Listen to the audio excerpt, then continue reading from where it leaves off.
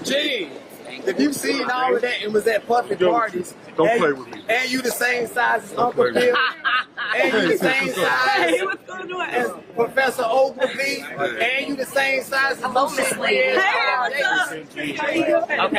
How you want us to believe that you weren't at the parties participating in that behavior? So now we're into day 7 of the Diddy trial, right? And, you know, it's been very explosive since it started. We just had Dawn Richards get cross-examined and be made a fool of. You know, I don't know why they even brought her to be a witness because she was a horrible witness.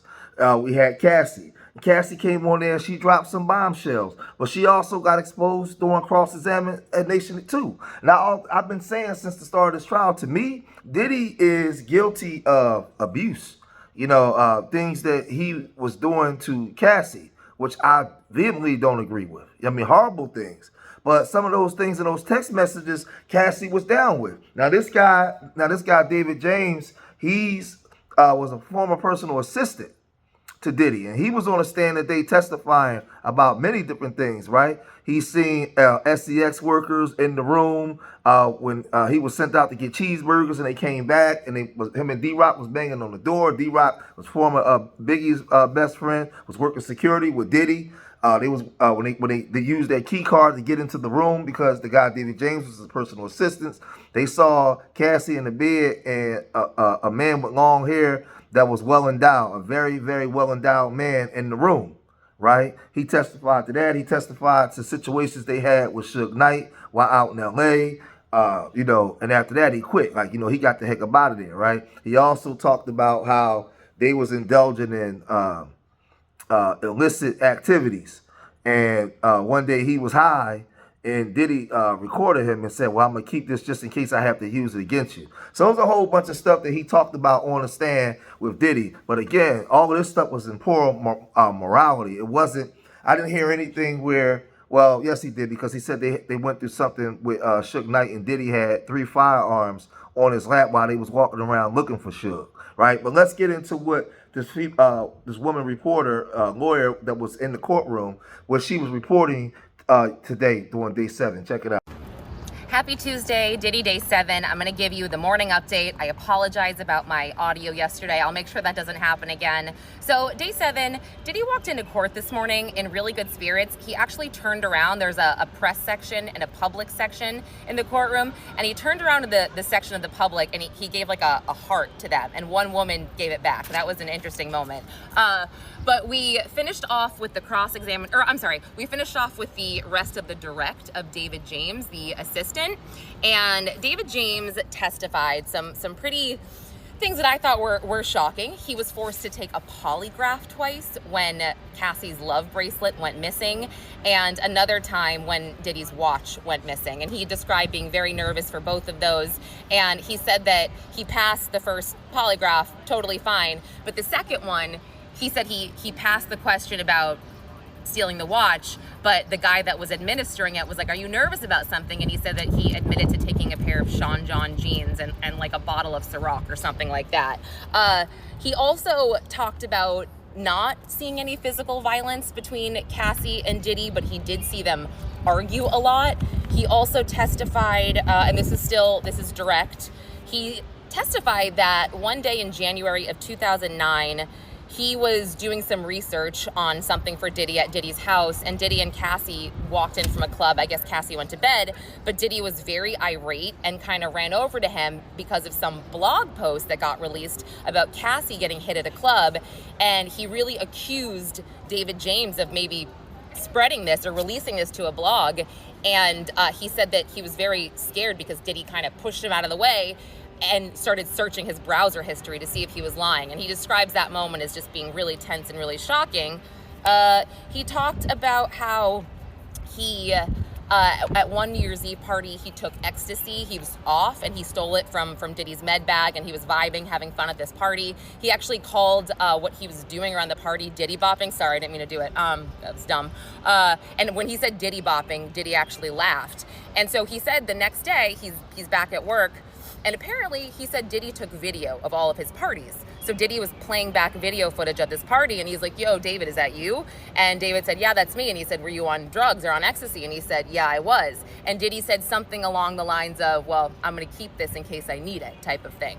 So it gets real crazy. Like, you know, they made him take a polygraph test when stuff was missing. It was just a whole bunch of things going on, man, that this guy says that he had to endure. But then you get to Cassie's mom, and they, you know, where they got the extortion, they have the trafficking and all this kind of stuff, where they alleging that he forced their parents to take a second mortgage out on the home and give up $20,000. Like, they had to pay Diddy 20 stacks because Cassie was messing around with some guy. Diddy was saying he was spending all this money on her or whatever. So they had to give up some cheese, right? So it gets real crazy. I guess they're trying to make that stick in order for them to have like some type of the charge on him that can give him a life sentence. Based off of what we've been hearing so far, I haven't heard anything that would be trafficking. But this is what she said in regards to the mother that took the stand today. Check it out. Then we heard from Cassie's mother, Regina Ventura, very quick on the stand, and she talked about, this was crazy, she talked about that threatening email that Diddy had sent to Cassie, or I'm sorry, the threatening email description that Cassie sent to her mother when she was dating Kid Cudi about Diddy releasing these sex tapes of her and hurting Kid Cudi and Cassie. And apparently Diddy had asked for money, $20,000 from Cassie's parents, and they took out a mortgage to give it to him. And I guess it's a little unclear if it was he was asking Cassie or her parents, but they gave him $20,000. I guess you could call that extortion. I think that's what they're alluding to here. And yeah, they took out a second mortgage or a mortgage to pay him. And then 45 days later, it was returned. So there's that. And then she described the phone incident in LA where he took Cassie's phone. She was in town. She called the police and they had an argument outside of Cassie's building. And he eventually gave it back. She described kind of trying to hit him and stuff and lunge at him. And then once he gave it back, he took off with her car. Now, the defense did not cross-examine him. A strategy, a good one. You don't cross-examine the victim's mother, I feel like.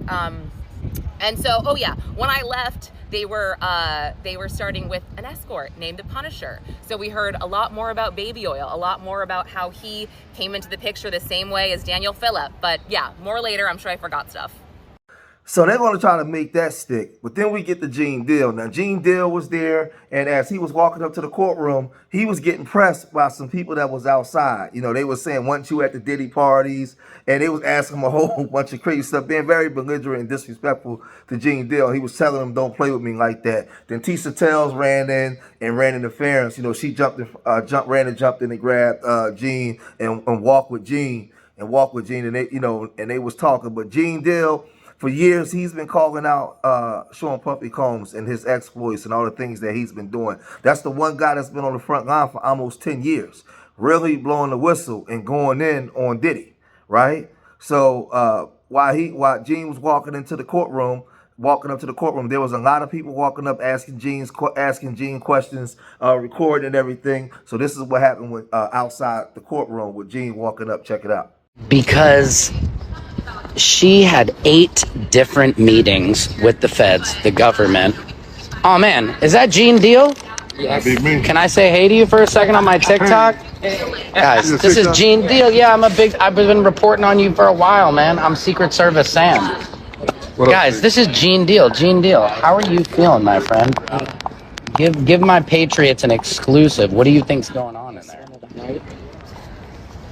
Guys, Gene Deal is the main man. He's the bodyguard. He has been the one leading the entire front on this Diddy campaign. That's it, right? Right? I mean, besides Jaguar Wright, you're the most credible person we have. You're Diddy's ex-bodyguard. Tell the folks, man. You don't want to say much? Come on, you already Gene. did it, Playboy. Come on, Gene. You're always saying something. Give him something here. What do you think? Do you think Diddy's going to get off, or you think what are we looking like? I think the prosecution is doing a great job. They need to keep up the good work. Right. I think they went real lenient on them because they could have hit them with way more charges than they did, and that's it. What do you think about Dawn Richard? Miss Westmoreland was like, the lawyer was destroying her on the stand, her credibility. She had 8 different times she met with the feds, and they're like, why did you not mention anything about Diddy threatening your life and all that time? Do you believe Don Richard? A lot of people are traumatized, man. You know, you got to look at it that way. You know what I'm saying? You got to look at some that this guy holding their life in their hands. Right, and that makes a difference. Hey, I appreciate you, man. Thank you for everything you do. All right. Thank you. Guys, that's Gene Deal. Gene, if you seen all of that and was at public parties, Don't play with me. And you the same size as Uncle Bill, and you the same size as Professor Ogilvy, and you the same size as Lucy Red.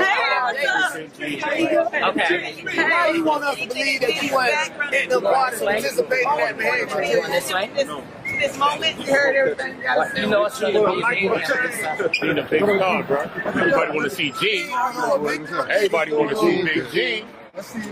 You are. So why are you here? Tell us. All right, Mr. give him some space, y'all. Give him some space. Us about Diddy for years. Give him some And space. was never scared. And he never sued too. So tell us, why are you here then? All right, watch y'all backs, y'all. Watch y'all backs. A shout out to Libra King, see him for himself. All right, Gene, thank you so much. Are you going to be here for the rest of the week? I'll be for real. Now I'll say this: I haven't seen anything right now as it keeps going on to prove the case of trafficking. Now they done had different people on. I don't know. Like I said, Diddy is guilty of a lot of things, but this is like I don't. It just seems like they going out of their way. He pissed somebody very, very, very powerful and very, very important off, and they're using everything that they can through media, through everything. Right, social engineer, persuasion, everything to make this guy look like he's the worst person on the planet right now. That's what they're doing. At one point, they used their machine to make he was like he was the best person on the planet, right? And they was protecting him, right? When the community already knew that he was a bad business guy, he didn't do right business, he didn't do right with his artists, with publishing. But now the machine has turned on him, and they're doing everything in their power to bring him down. So we're gonna see how this thing play out, man. Like I said, Diddy been in the game for over 30 years, and for a long time he was protected by the machine. He knew that this was coming down the pike. That's why he gave everybody their publishing away. He's trying to play to the sentiments of the people. He was trying to get people on his side. But a lot of people want him guilty just because they don't like him, right? My whole thing is I don't care one way or the other. Right? I don't care for Diddy. I don't care for Cassie. I don't care for none of them. I think Diddy is guilty of a lot of things. When it comes to what they're charging him with, though, I just want him to have a fair trial. That's it. That's it. If he's guilty, give him whatever he deserves. Give him whatever he's deserved. But I don't want people, just because you don't like him in the court of public opinion, just to make him guilty. No, because if you set that precedent for him, that'd be for everybody. And I'm not with that. I'm not with that just because some powerful people want to take them down. I'm not dumb. I see how this thing operates. But let me know what y'all think. Leave your comments in the comment section. Subscribe to Street Media TV. Remember, I love y'all. Till the next time. Peace.